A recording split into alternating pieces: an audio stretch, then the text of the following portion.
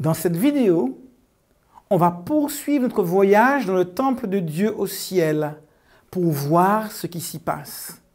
Les chapitres 7 et 8 de l'Apocalypse nous présentent de nouveaux personnages. Et on y voit Jésus dans une fonction cruciale. Jésus, le grand prêtre.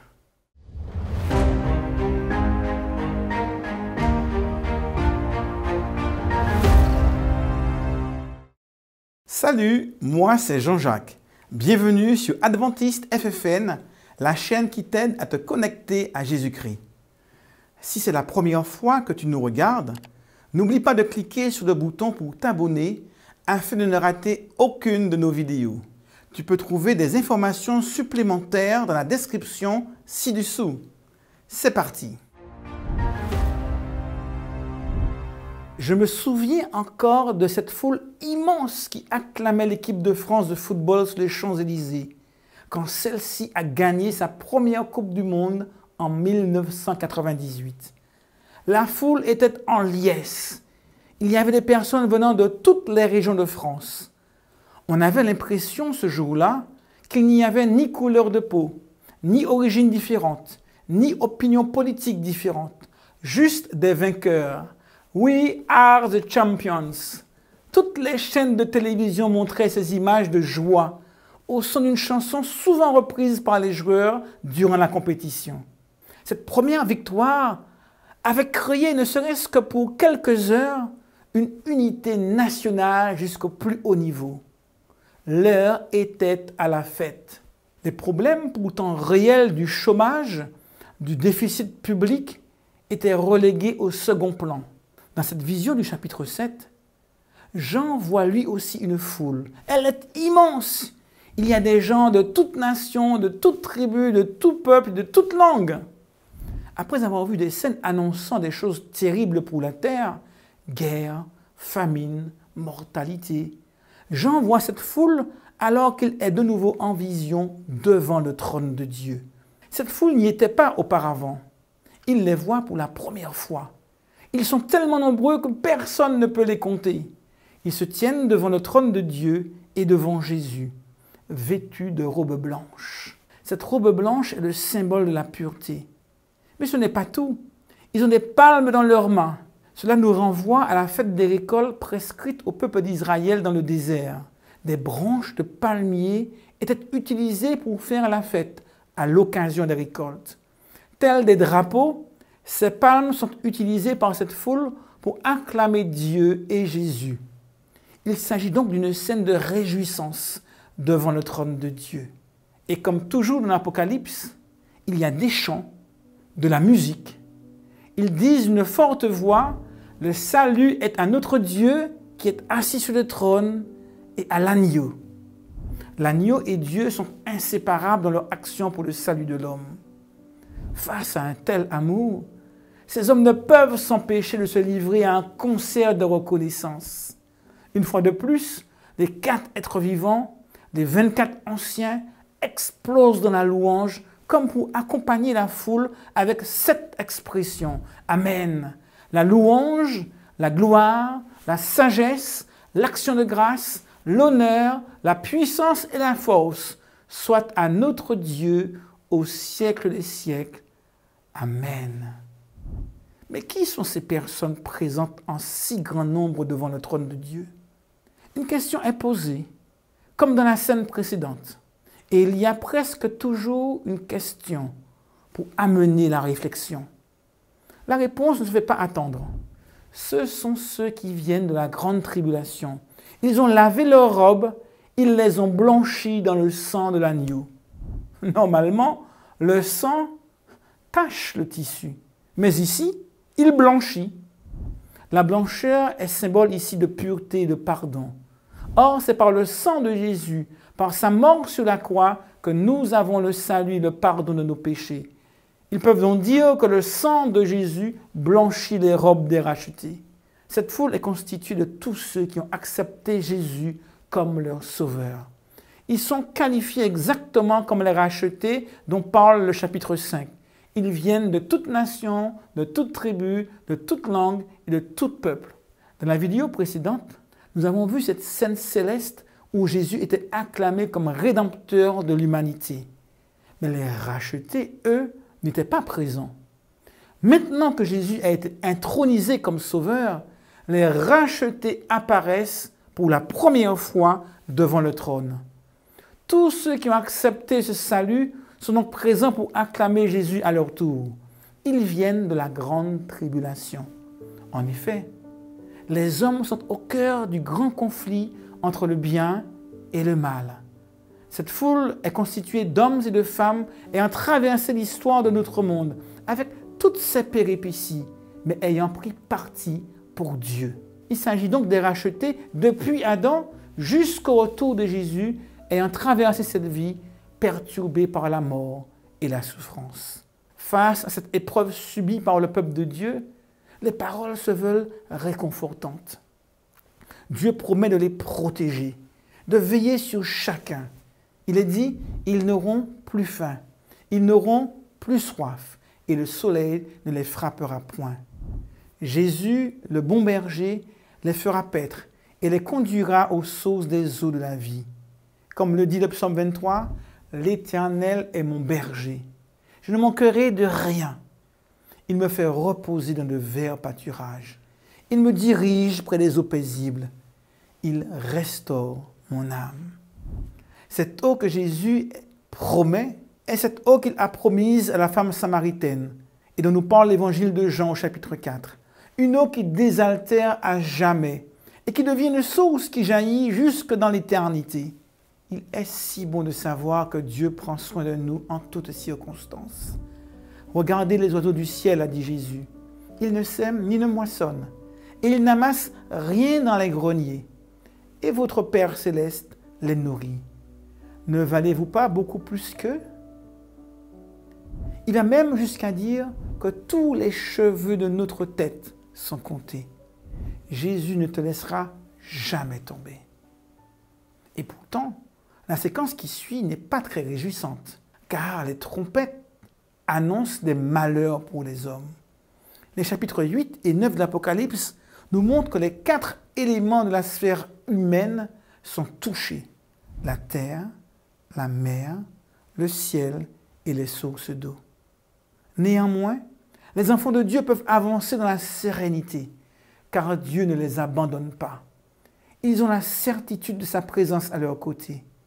Oui, les choses iront de mal en pire pour la terre. Nous sommes avertis, mais nous n'avons rien à craindre, car ce monde ne va pas comme un train fou sans conducteur. Dieu est au contrôle.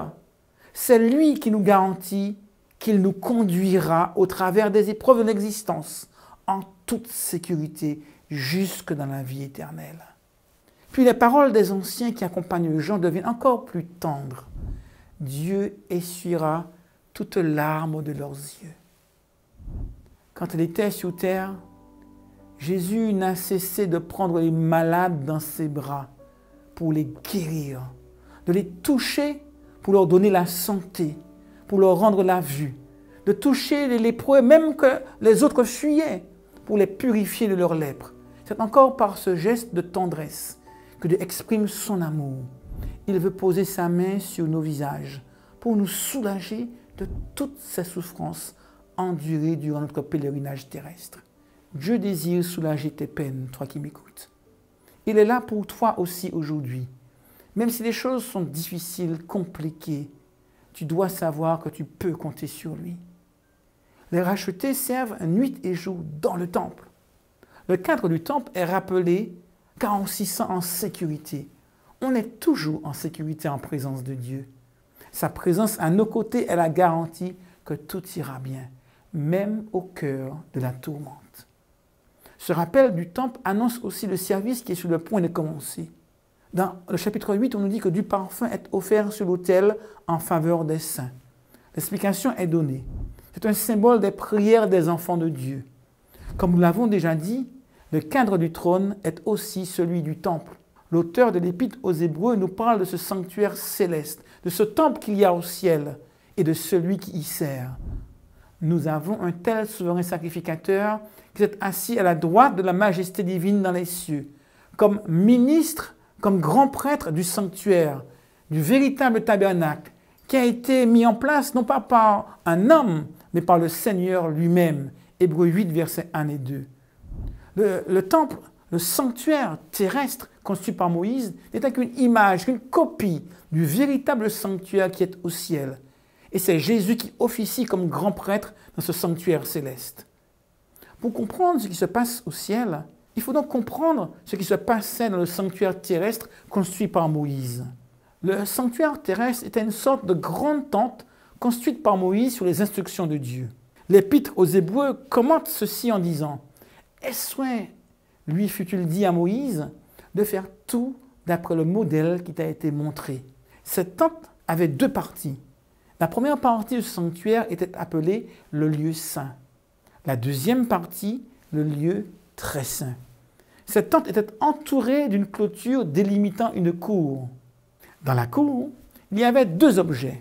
Le premier objet que l'on pouvait voir en entrant dans cette cour était un autel pour les sacrifices d'animaux. Un peu plus loin, juste avant d'entrer dans le sanctuaire, il y avait un bassin, une cuve remplie d'eau pour les ablutions. Lorsqu'on entrait dans la première partie du sanctuaire, il y avait sur la gauche un chandelier tout en or, à 7 branches. C'était la seule lumière qui éclairait le sanctuaire. On peut imaginer les reflets chatoyants des flammes sur les parois plaquées or du sanctuaire. Sur la droite, il y avait une table, pas très grande, avec 12 pains ronds, un peu comme des galettes. Et en face, il y avait un autel pour offrir des parfums, ou de l'encens pour être plus clair. Dans la deuxième partie du sanctuaire, qu'on appelait le lieu très saint, il y avait un seul objet. Il s'agissait d'un coffre appelé l'Arche de l'Alliance. C'était une sorte de coffre en bois d'acacia couverte d'or. Le couvercle était surmonté de 2 anges aux ailes déployées. À l'intérieur, il y avait 3 choses.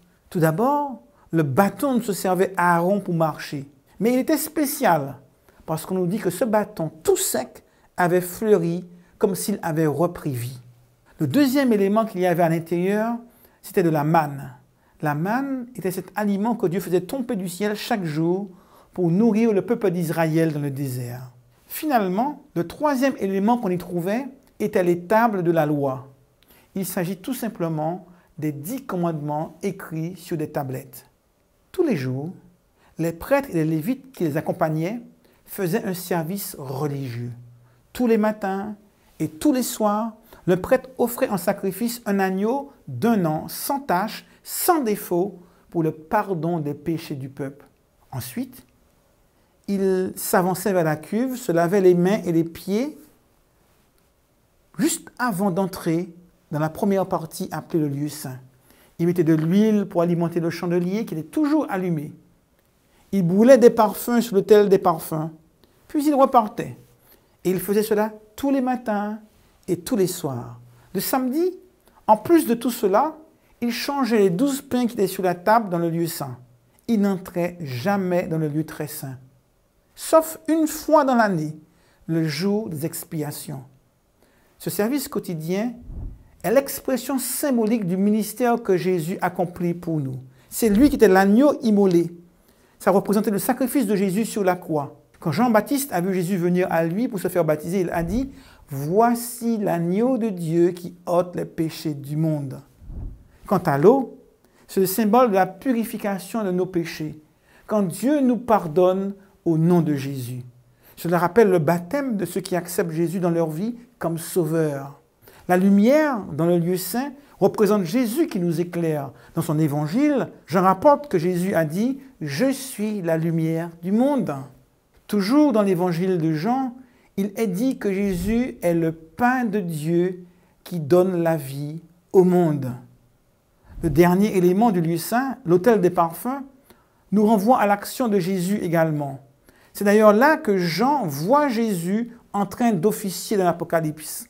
Le chapitre 8 de l'Apocalypse commence en nous expliquant que Jésus, notre grand prêtre, tient en main un encensoir d'or ainsi que des parfums. Il les offre avec les prières de tous les saints. C'est à partir du sanctuaire céleste que Jésus agit en faveur de ses enfants. Ainsi, de scène en scène, Jean assiste au ministère que Jésus rend continuellement pour les racheter. Nous ne sommes pas seuls. Depuis la croix, Jésus n'est pas resté inactif. Il plaide notre cause et remplit un ministère d'intercession en faveur de tous ceux qui se confient en lui auprès du Père. Il est rassurant de savoir que son action ne s'est pas terminée à la croix. Jésus jette un regard plein de compassion sur toi, car il désire prendre soin de toi. Il perçoit tes craintes, il entend tes prières, il ressent ta détresse. Tout comme le grand prêtre faisait son service tous les matins et tous les soirs, Jésus est là pour toi, non seulement toutes les semaines, ni même tous les jours, mais plusieurs fois par jour. Parfois, nous sommes réticents à aller vers Dieu, à demander pardon, quand nous faisons souvent les mêmes erreurs encore et encore. Et nous disons, mais il ne voudra plus de nous. Mais sache que Jésus ne se lasse jamais. C'est lui qui a prévu qu'on aille vers lui plusieurs fois par jour, même pour la même chose. Si tu es fatigué ou chargé par les soucis de la vie, sache que Jésus est là, rien que pour toi, et qu'il officie en ce moment même dans le ciel, en tant que grand prêtre, pour te guérir, te pardonner, te guider dans toutes les situations. Alors, n'hésite pas à aller vers lui. L'Épître aux Hébreux t'invite à t'approcher avec assurance du trône de la grâce, car Jésus est là, rien que pour toi. Il t'y attend.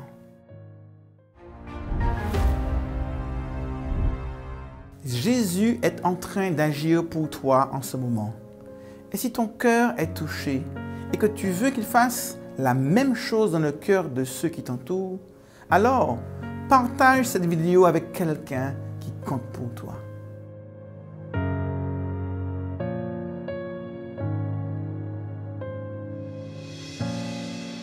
En plein cœur de la nuit.